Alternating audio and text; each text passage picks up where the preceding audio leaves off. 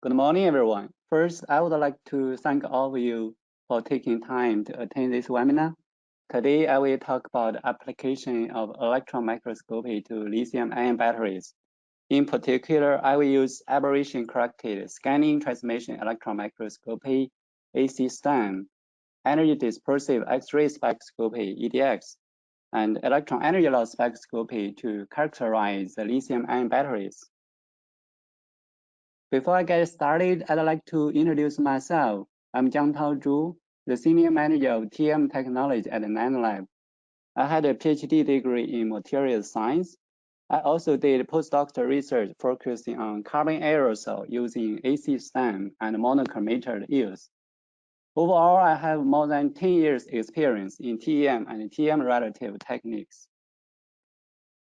In today's webinar, I will first start with an introduction to Nanolab technologies and Eurofins Materials Science Division, followed by the smart chart. Then I will briefly talk about the basics of lithium-ion battery and their degradation. Then introduce what is AC-STEM and the method to prepare TM samples. Then I will introduce the cryofield. After the background, I will focus on case studies. Two types of lithium-ion batteries, one from a fresh new phone and the other from electric vehicle, were ordered. Then we designed the experiment and analyzed the cathode part using different types of electron microscopy at Nanolab. After the case study, I will talk more about lithium quantification by yields. I will share with you some very interesting phenomena we observed by yields. Nanolab was founded in 2007, and we joined Eurofins Materials Science Division EAG family in 2018. At Nanolab, we have 44 technical staff with advanced degrees. Most of us have a lot of experience. We are serving a wider range of industry and academia customers, including semiconductor materials, semiconductor equipment, batteries, LED, consumer electronics, and bioscience. We are ISO certified and provide fast turnaround with a broad range of techniques that can provide complementary information. Besides technical engineers, we have a really strong support team, production control team. The production control team ensures that all our customers are taken care of. Another important role of our process control team is to manage customers' individual IP. We have a very strict procedure to handle customers' samples and data. Our services include advanced microscopy, atom-probe tomography, field analysis, and service analysis. At the Nanolab, we have handle thousands of samples per month, so we have a lot of tools. And for most of the jobs, different departments get involved, and we work together to get the jobs done. Here shows some pictures of some of our tools, like ICM, and we have a lot of dual-beam system, SEM FIB system, atom probe tomography, X-ray tomography, XPS, and in the middle is a picture of our CS probe corrected TM STEM system with the EDX and yields capability. Nanolab is a part of Eurofins Materials Science Division now. Eurofins is a global company that has lived at over 20 locations in 7 countries. We offer more than 40 analytical techniques with more than 300 instruments. Overall, we have more than 600 scientists and engineers. Most of us have advanced degree and a lot of experience to help you. Nanolab is at Milpitas, California Bay Area. Today's webinar is one of the Smart Chart series webinars. SMART here stands for spectroscopy, microscopy, analytical resolution tool. This is a kind of tool to help us understand the basics of different types of techniques. Each bubble in this chart represents a kind of technique. The x-axis is the spot size or the dimension of the field of interest. Y-axis is the chemical concentration. From each bubble area, you can find out the detection dimension and the chemical concentration of that technique. Also, once you know your sample's features and concentration, you can use this chart to figure out the right technique to understand more of your samples. For lithium-ion battery materials, we will use SEM EDX, STEM EDX, and STEM EOS. As you can see, SEM EDX is good for analysis with a sample with dimension from hundreds of nanometer to hundreds of micron. While STEM EDX can go to nanometer scale, and STEM EOS can go to even higher sub-nanometer or atomic level with an aberration corrector.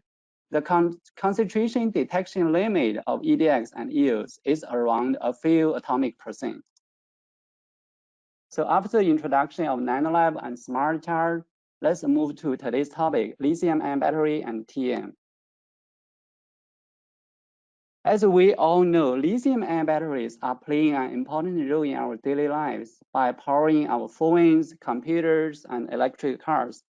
3 scientists are awarded Nobel Prize in chemistry for the development of lithium-ion batteries. The demand of lithium-ion batteries are keeping on increasing. As we can see from this chart, the EV market, the yellow and the blue color bar, will dominate the demand in next 10 years. That is one reason we choose phone and EV batteries to be studied. Lithium-ion battery has 4 main components: anode, cathode, electrolyte, and separator. Similar as other types of batteries, lithium-ion batteries store chemical energy and transform chemical energy into electrical energy. It is rechargeable. In other words, it can be charged and discharged and repeat the cycles. As shown here, during the discharge, the current will flow from the positive electrode cathode, go through the load like our phone or computer, and enter to the negative electrode anode. Electrons flow in the opposite direction. And at the same time, the positive lithium ion move away from anode, go through the electrolyte across the separator, and to reach the cathode electrode. For charge part, the electrons and ions flow direction will be opposite. Currently, a typical phone lithium-ion battery can last 500 to 1,000 cycles. I think all of us have experienced that once our phone battery gets older, we need to charge the battery more often. That means the capacity drops with time. As you can see from this curve, the capacity of lithium cobalt oxide battery drops a lot after a few hundreds of cycles at a different charge voltage. So let's look at some common anode and cathode materials. Apparently, if we want to get a lithium-ion battery with higher energy density, we need to choose the materials with higher capacity or choose the materials with higher working voltage. As shown here, for the anode part, the most common anode materials nowadays is graphite. New anode materials with about 10 times higher capacity like silicon or lithium metal are being studied for future lithium-ion batteries. For cathode part, the most popular material is the lithium cobalt oxide. We can increase this energy density by increasing the voltage. However, the structure will get damaged and the capacity drops really fast. Also, cobalt is very expensive. Nickel-rich cathode material is currently a really hot topic, especially for the EV battery, because it has a higher capacity and cheaper in cost. In nickel-rich cathode, manganese and aluminum usually are added to stabilize the structure. Once the nickel content increases, the energy density will increase. However, nickel-rich cathode also have the cycling stability issue. As shown here, the high nickel content NCM, lithium nickel cobalt manganese oxide will lose capacity faster than the low nickel content NCM. So in order to improve the performance of the battery, we really need to understand why the capacity drops and what causes the battery's degradation. The degradation of the lithium-ion battery can be very complicated. Here, this diagram shows some of the common phenomena that occurs inside the lithium-ion battery. As we know, the lithium moves in and out from the electrode during charge and discharge. The electrode volume will change, stress will be formed, and there will be some crack happen on both anode and cathode particles. For the cathode oxide, the transition metal could enter into the lithium position and cause a phase change. The phase transition will stop the lithium moving in and out of electrode, and also increase the ionic and electronic resistance of the battery. Also, the transition metal could dissolve into the electrolyte and move to the anode part. All of this will deteriorate the performance of the lithium-ion battery. If we compare the different techniques to characterize the lithium-ion battery, we can see the XRD could provide the phase information, XPS, FTIR can provide the chemical composition and chemical bonding information, SEM can provide morphology of the grain. However, all of these techniques is for bulk materials and their resolution is really poor. It's not possible to get information from grain level, but the degradation usually start from grain level or even start from atom level. So conventionally, TEM, STEM, EDX yields can provide information like morphology, structure, composition, and chemical analysis. However, the spatial resolution is limited by the length aberration. In academia area, aberration corrected STEM and EDX yields are actually widely used in characterize the lithium-ion battery, but there's not much aberration corrected system in industry service life. At the nanolab, we have aberration corrected system. With such a system, it is possible to understand the structure at atomic level, and even we can understand the composition and chemical state at atomic level. So you can see overall AC STEM and EDX yields can provide a relative whole picture of the degradation of the lithium-ion battery at a grain or even atomic level.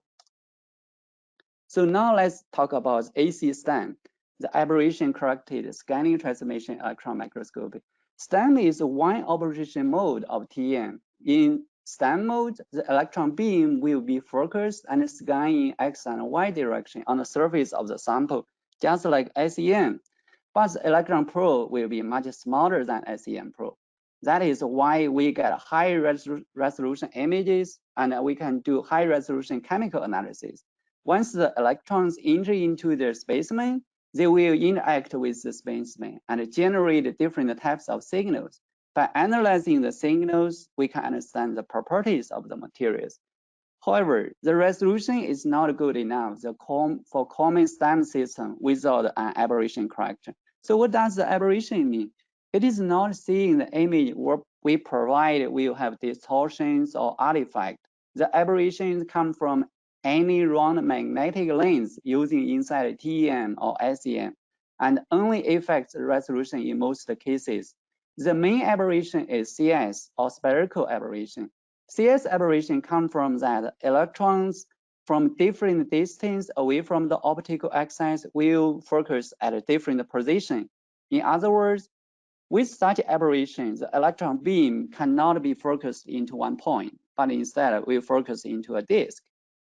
So if we put an aberration corrector inside a TEM, the electron probe will be reduced dramatically. And now we can get atomic level STEM images routinely. One example to show the effect of the aberration corrector is the STEM image of the silicon 111 without corrector and with corrector. We can see they're dramatically different. With the corrector, we can see even the dumbbell structures inside the silicon. So this is our Titan system with this aberration corrector. One thing I want to mention for the aberration corrector system, we can get ABF mode, that is annular bright field image. In this mode, we can see visualize the heavy element like transition metal and the light element like lithium atoms in the crystal structure simultaneously. Another benefit of the aberration corrector is that we can use a large aperture to introduce more electrons to the tiny size electron probe and get a high resolution chemical analysis. Of course, to get a high resolution chemical analysis, we need high performance detectors. Our Titan has the so-called ChemiSTEM system, which is consistent of an X5 hybrid short field emission gun and Super X4 SDD windowless EDX detectors. It is super efficient and have a high sensitivity. Besides that, this Titan is also have one of the most advanced fast yield system in Infineon. Such a EUV system can collect 1,000 spectra per second and is super efficient. And that is make it possible to study lithium-containing materials, which are electron beam sensitive. This EUV system can also operate in dual-use mode with a fast shutter. Such a dual-use mode can double the detection range from 2 keV to 4 keV, so that it can cover almost all the elements like an EDX detector. For such a dual-use system, we can also precisely identify any subtle EUV edge shift due to the chemical state change by introduce the zero loss peak in the data set. This is important for lithium-ion battery materials, as the transition metal chemical state are always important to understand for the performance of the cathode. Another point for the dual-use system is that it allows us to work on thick TEM samples or samples with thickness variation, as we can remove the thickness effect by remove the pure scattering using the low loss EUVs.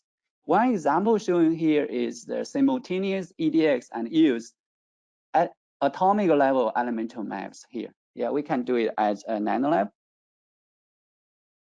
Now we know AC-STEM and relative techniques are necessary to understand lithium-ion battery materials. So the first thing we need to do is to prepare a good TM sample from it.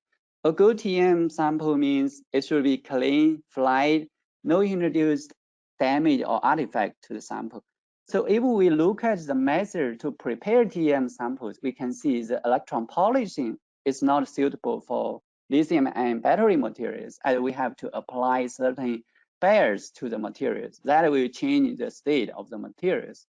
Mechanical polish can be a good way to prepare high-quality TM samples, but it's time-consuming and water polish slurry are needed during the polishing. So the foreign materials can be introduced into the battery samples, and it's also hard to control the target area. Focused ion beam FIB, on the other hand, is a good way to get high-quality TM samples. However, it's well known that the gallium could damage the sample because of the knock-on effect and heat generated.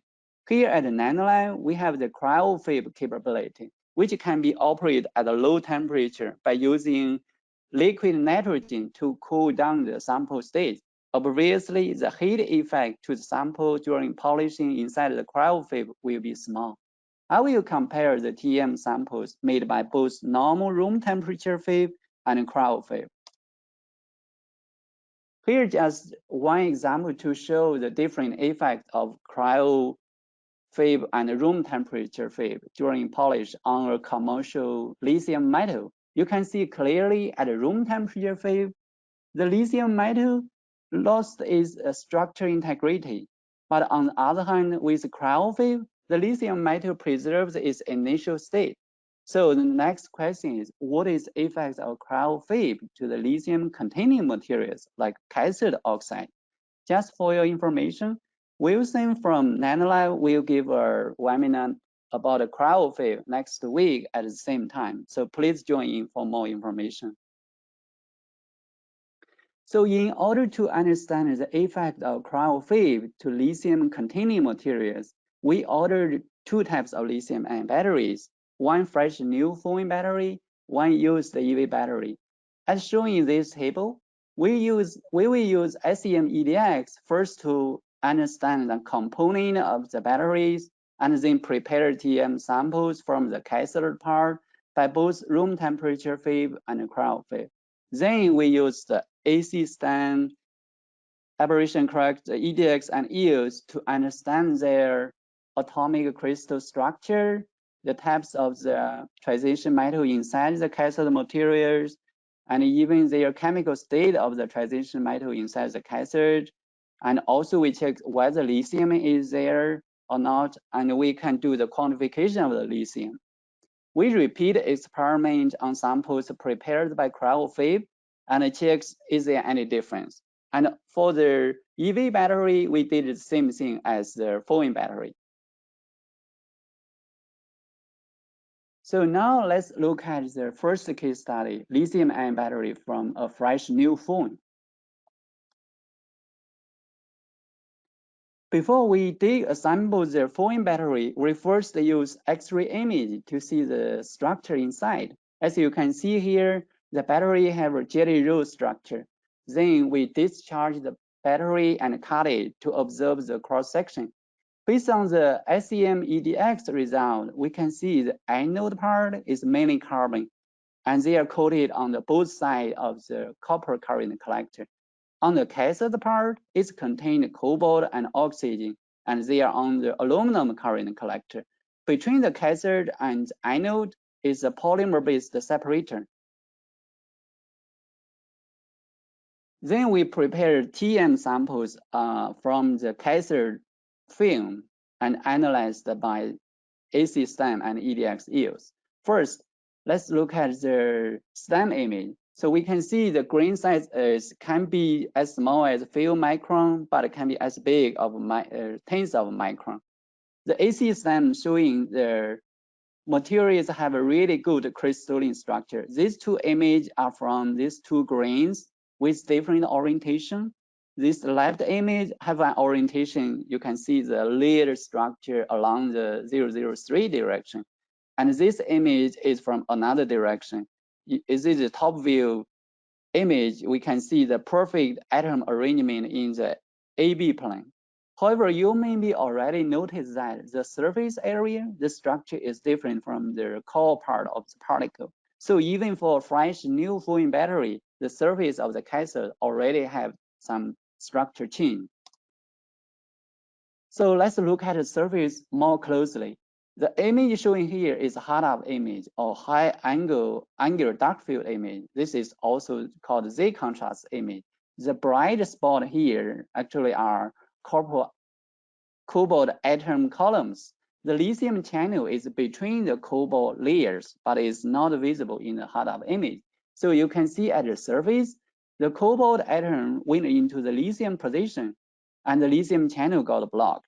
Once the cobalt completely entered into the lithium position, the layer structure changed into a rock salt structure. So this surface is at the end of the lithium channel, and the thickness of the rock salt structure is pretty uniform. So if we look at the surface in another direction, that is parallel to the lithium channel. As you can see, there's also rock salt structure on the surface. But in this case, the interface between layer structure and the rock salt structure is pretty rough. You can see some steps here. So the transition from core layer structure to the surface rock salt structure as these two interface is different proposed by scientists. And the formation of the strain on the uniform or rough interface will be different.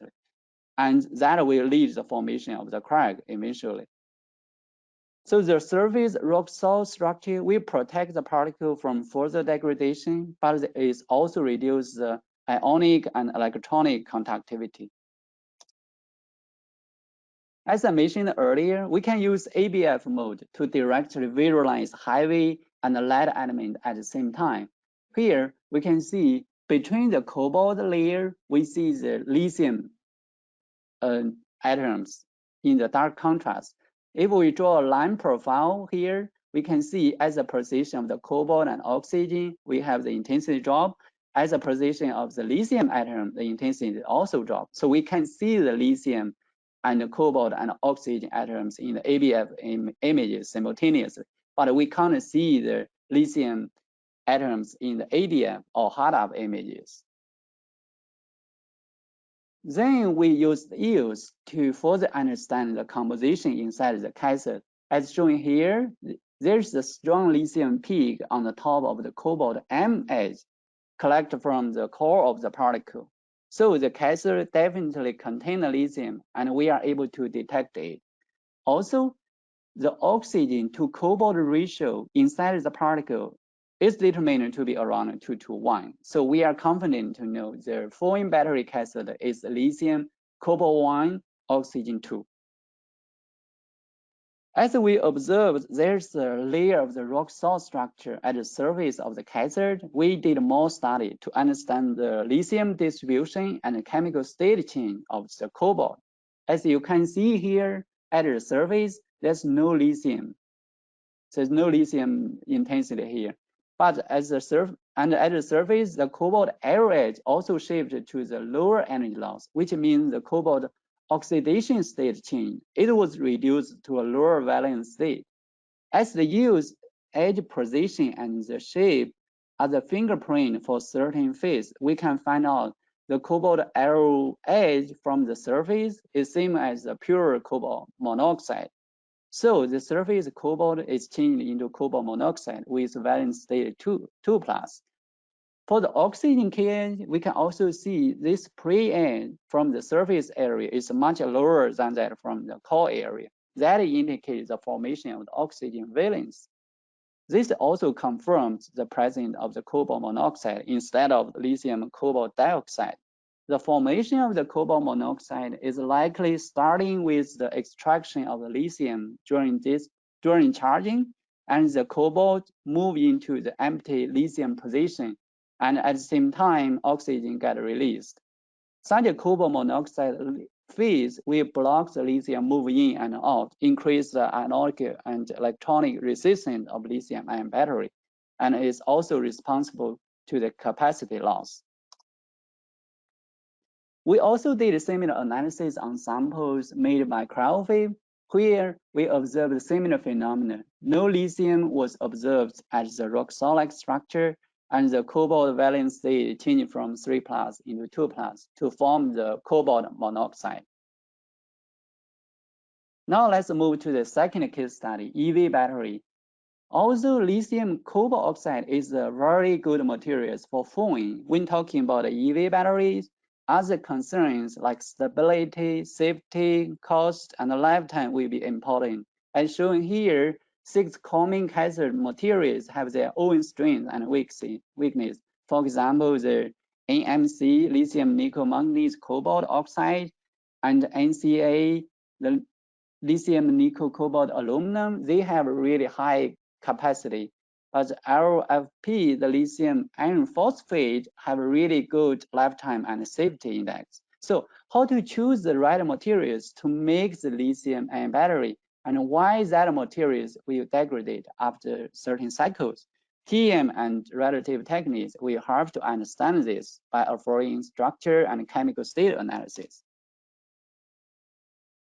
As you can see, the EV lithium-ion battery has the similar structure as phone battery. The anode part are on the 2 sides of the copper current collector, and the cathode particles are on the 2 sides of the aluminum current collector.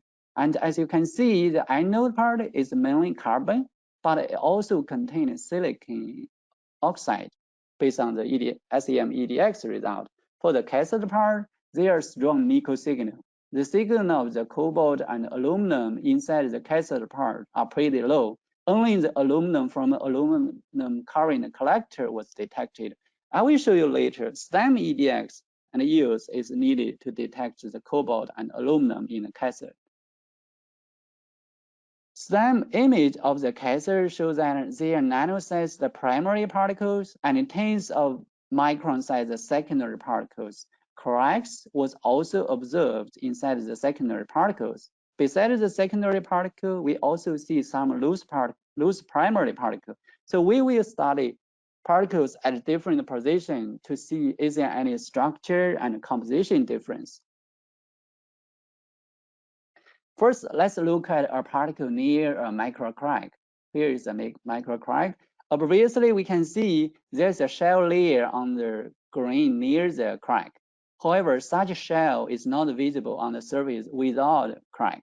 So for this 20 nanometer shell, the very top surface, 2 nanometer, have a rock salt structure. But beneath this 2 nanometer, that's a mixed structure of both rock salt and layer structure. So this 20 nanometer shell layer is observed on the EV battery cathode, but is not observed on the phone battery cathode.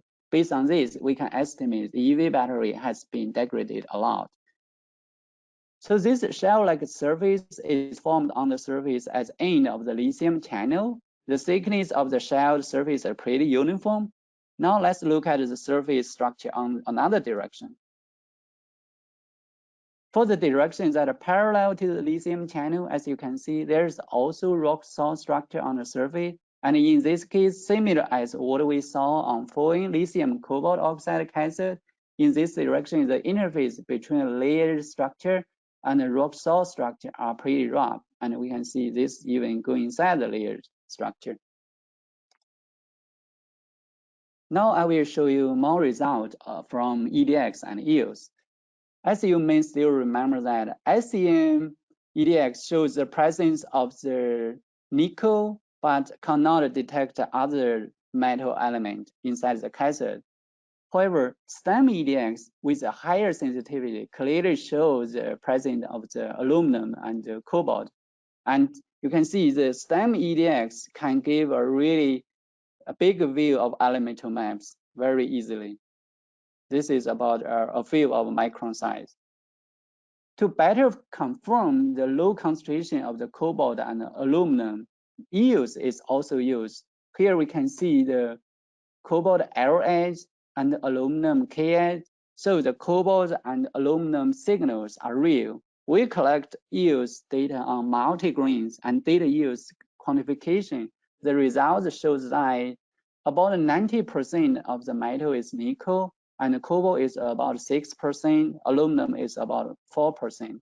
So the EV battery cathode is high nickel-rich NCA materials. After we confirm the transition metal, let's check the lithium. We used EOS and we find that the EOS detects the lithium inside the grain, but we didn't see the lithium peak in the shell surface. So the transition metal nickel, cobalt, aluminum, however, is present inside the whole area of the grain. Further study of the chemical state of the nickel at the surface and the core of the grain shows that the nickel LA shifts to the left, lower energy loss at the very top 2 nanometer shell surface. This left shift indicates the nickel valence state dropped from 3+ into 2+. And at the surface, the oxygen key edge, pre-edge intensity drops a lot. And also the oxygen to nickel ratio drops at the surface. So this is all indicated the formation of the nickel monoxide at the surface. But inside the mixture layer between the 2 nanometer to 20 nanometer of the surface, the nickel valence state keeps the same as that inside the core of the grain. So in previous slides, we showed that there's no lithium in the whole shell of the 20 nanometer layer. But you can see here the lithium and the nickel have a really different composition and chemical chain inside the shell surface. They have different behaviors. And we also did further analysis, and we find that aluminum, which is very important to stabilize the whole structure of the NCA, actually have a non-uniform distribution inside the grain. As you can see, the aluminum map shows some areas rich, but some area is less aluminum. So we extract the 2 line profiles from here. We can see the aluminum concentration is changing from 0% to 3% along this line and this line. But at the same time, if we compare the nickel and the cobalt, their line profile is very uniform. We also use the EOS to estimate the thickness of this particle. Based on the thickness map, we know that there's no other particles on top or behind this particle. We did similar analysis on multi-grains and saw similar results. So the aluminum uneven distribution should be real in the NCA cathode materials. Let's look at analysis on more particles. As you can see here showing a loose particle, the EOS map showing that half of the particle lost the lithium.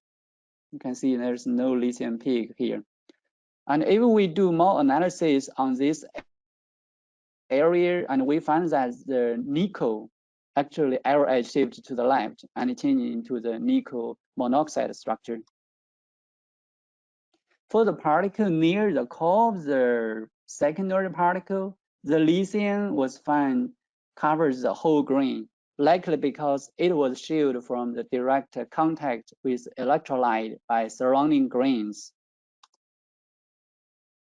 To make a short summary of the observation, we find that after charge and discharge, the core particle does not have structure or composition change, but a microcrystalline was formed inside the secondary particle, and nickel monoxide-like phase formed on the particle surface, which are near the microcrystalline. And for the loose particle, we find a certain amount of the particle changing into the nickel oxide phase. I also did analysis on materials prepared by cryophobe, and the observation is similar. Before I end today's webinar, I would like to share with you some more interesting results I found about the lithium quantification. I will first talk about the method to get the lithium to transition metal ratio, and talk about the anisotropic behavior of the lithium, and see the cryophobe effect on the lithium quantification. So first, let's look at the yields quantification. It's well known that yields can provide relative or even absolute concentration of certain elements using their edge intensity and cross-section values. However, lithium K edge actually is very close or overlaps with many transition metals M edge. As shown here, the lithium edge is very close to the iron and cobalt. It's not easy to get accurate lithium quantification. Usually, reference spectra were needed to separate the lithium signal from the transition metal signals. So recently, scientists developed a method called SA over SB method, which works really well for the lithium and cobalt quantification. In this method, the peak at 62 eV was split into two areas, SA and SB. The ratio of SA to SB actually has a linear relationship to the lithium to cobalt ratio, which can be determined by other methods like ICP-AES. So once we know the SA-SB area ratio, we can estimate the lithium cobalt ratio. I will also use this method for the full battery lithium cobalt oxide lithium quantification. But for the nickel-rich NCA cathode materials, the nickel MH is actually about 5 eV higher in energy loss than the lithium KH. So we cannot use SA over SB method to get the lithium nickel ratio.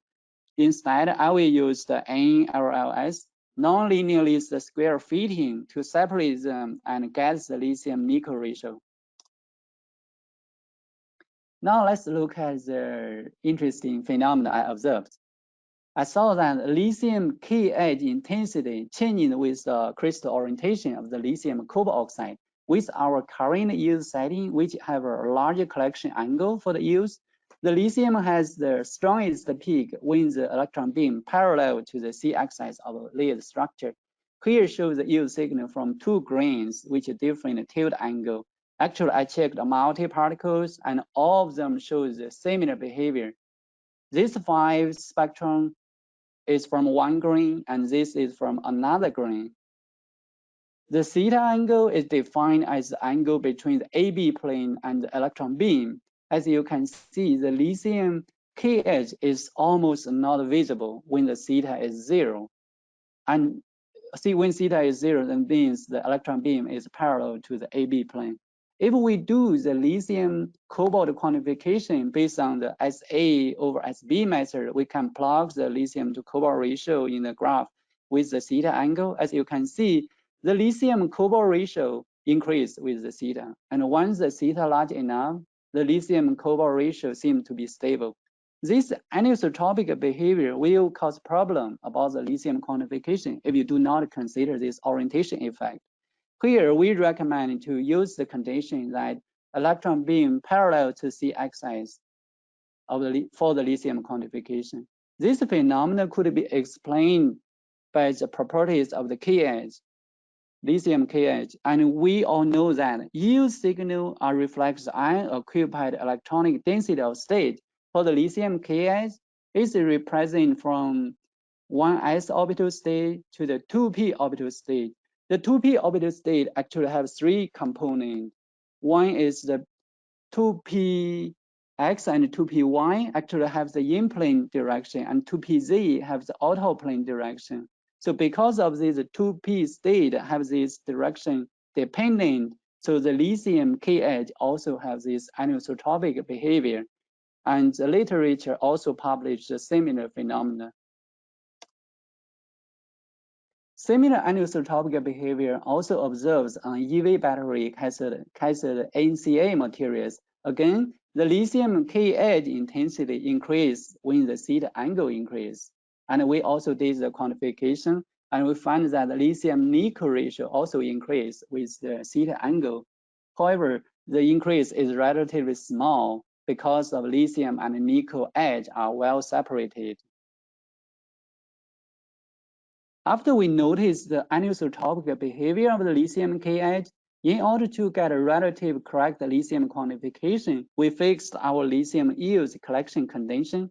First, use a larger collection angle. Second, tilt the grain to make the z-axis parallel to the electron beam.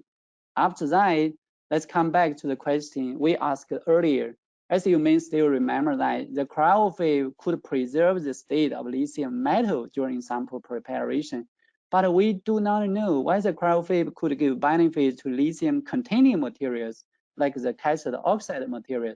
So we prepared multi-TM samples by both room temperature phase and cryophobe and collect yields on multi-grain to do lithium quantification. Here are the results. As you can see, the lithium cobalt ratio for multi-grains are at a similar level in the lithium cobalt oxide prepared either by room temperature phase or cryophobe. For the lithium nickel ratio in the NCA materials, they are also at a similar level. No significant difference was observed. It may be a good news for people who works on cathode oxide that normal phase is good enough for the TM sample preparation. Another possibility is that cryo-TM may be needed to see the defect from the cryo-phase. So once we have the cryo-TM, we can revisit this topic in the future. So for the summary, we demonstrated that AC-STEM is able to provide structure analysis of lithium-ion battery cathode at atomic scale. EOS and EDX is powerful to provide many informations like elemental maps, elemental quantification, and chemical state analysis. For both foil and EV battery, we observe that the core of the particle have a layer structure and the surface have a rock salt structure, even at a fresh new foil battery. At the surface, there's no lithium was detected, and the transition metal changing into valence state 2+. Aluminum was found non-uniform in the NCA cathode, and also we saw microcrack inside the NCA grains. Cryophobe has no obvious effect for the cathode-based for the oxide-based cathode. For the lithium quantification, the orientation effect should be considered. Before I finish this webinar, I would like to thank everyone who supports this work. This work cannot be done without many people's heart. We spend a lot of time to prepare TM samples, and also we discuss a lot on the data analysis. There are still many interesting things we can keep on working on. I would like to thank all the NanoLab team to make this work possible. We are like a family and work together to get some really cool things done. If you have some challenging problems, you are welcome to talk to us and we can fix them out together. Also, if you are looking for a job, you are also welcome to contact us. Let's come back to the smart chart for the complementary technique. As you see, the lithium-ion battery is a very complicated system. Definitely, there are some other techniques could provide further information, like atom-probe tomography could provide 3D structure and composition analysis with a much higher detection sensitivity, like tens of parts per million. Finally, I would like to repeat that you need to choose Eurofins materials science. We are here to help you to solve your problem on your sample and product. Another point I would like to mention is that we have complied with the latest COVID-19 regulations from the state and the local government and the CDC. Now, all of our locations throughout the world are open, and you are welcome to submit new samples.